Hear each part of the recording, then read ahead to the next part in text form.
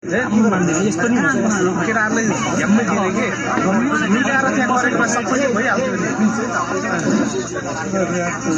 नि यसो भन्दा सबै मिलिहाल्छ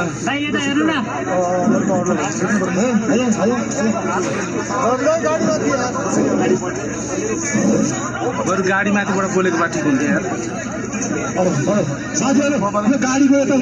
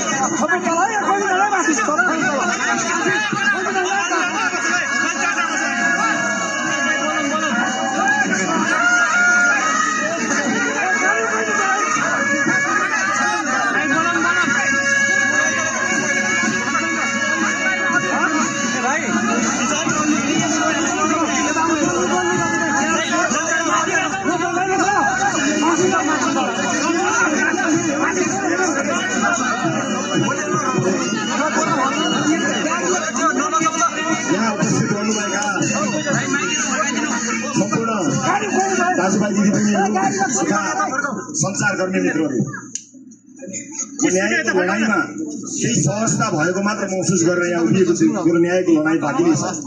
तपाईहरुले देखाउनु भएको उत्साहले यो हामीले उत्सव मनाएको कसैलाई पनि भ्रम नपरोस्, हामी उत्सव मनाइरहेका छैनौँ, किनभने न्यायको लडाईँ बाँकी नै छ, विजयी हुन बाँकी नै छ। मैले यहाँ विजयी भन्दा मेरो विजयीको कुरा गरेको होइन, मैले जित्ने कुरा गरेको होइन। म त लड्दै गरौँला, म लड्नका लागि जन्मिएको मान्छे हो, एउटा क्रान्तिका लागि हुमिएको मान्छे हो।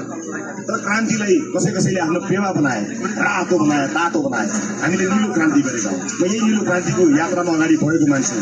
मैले न्यायको कुरा गर्दा, जितको कुरा गर्दा मैले आफ्नो जित, आफ्नो न्यायको कुरा गरेको होइन, देश र पुस्तामाथिको न्यायको कुराकानी गरिरहेको छु। त्यसैले यो लडाईँ बाँकी नै छ होला।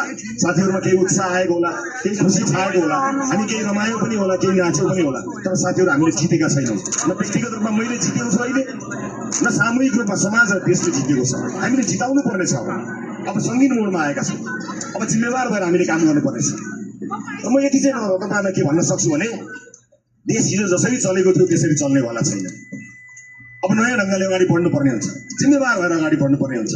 इतिहासले हामीलाई एउटा यस्तो मोडमा ल्याएर खडा गरिदिएको छ कि यहाँ आवेग उत्तेजनाको कुनै पनि अब काम छैन।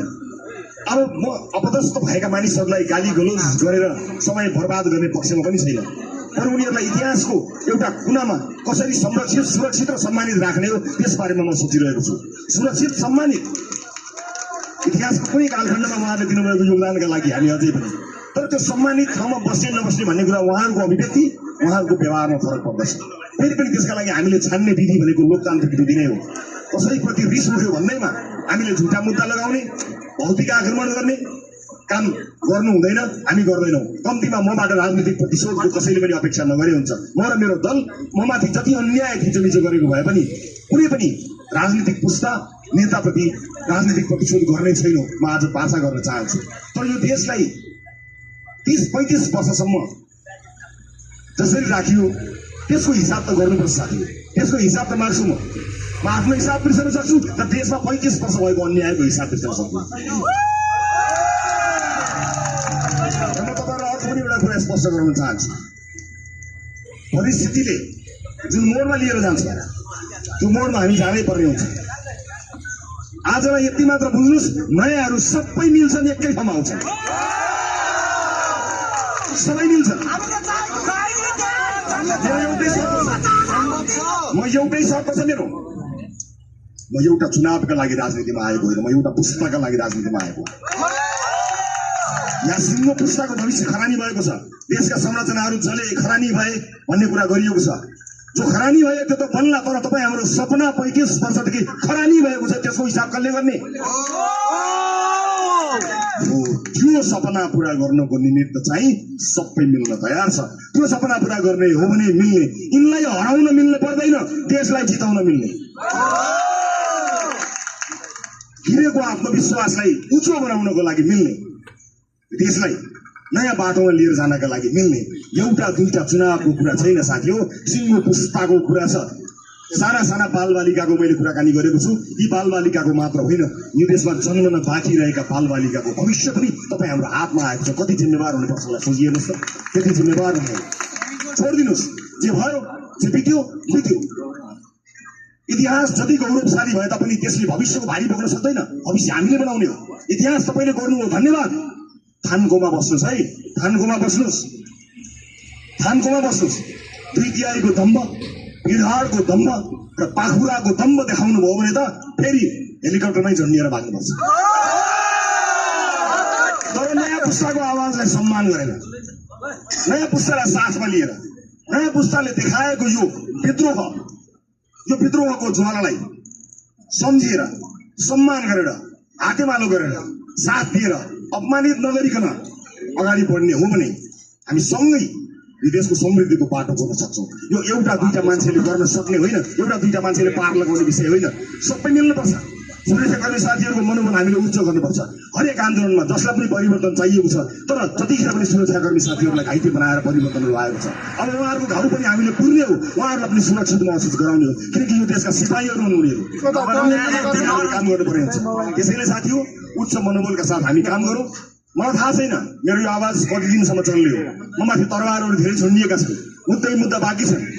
अब जस्तो सरकार गयो, तर उनले झुन्ड्याएको मुद्दा मेरो टाउको माथि अझै पनि छ। लड्छु, मलाई चिन्ता छैन लड्नको निमित्त, जबसम्म सास रहन्छ लड्छु। तर तपाईँहरूको साथ चाहिन्छ।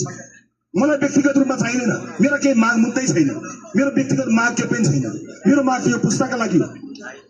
संसदमा हामीले 101 मान्छे लिएर गयौँ, मिलाउँथे मान्छे संसदमा, एउटा बजेट भाषण तै विषय हेर्थे मान्छेले, तर संसदको हरेक सेसन नेपाली जनताले आँखा झिमिक्क नगरिकन हेर्ने बनायो राष्ट्रपाले।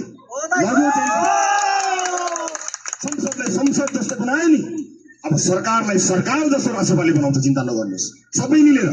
म फेरि पनि साथीहरूलाई भन्न चाहन्छु, एउटा चुनावको कुरा हो भने कुरा नगरौँ, एउटा पुस्ताका लागि मिल्ने हो भने म तयार छु, हरदम तयार छु।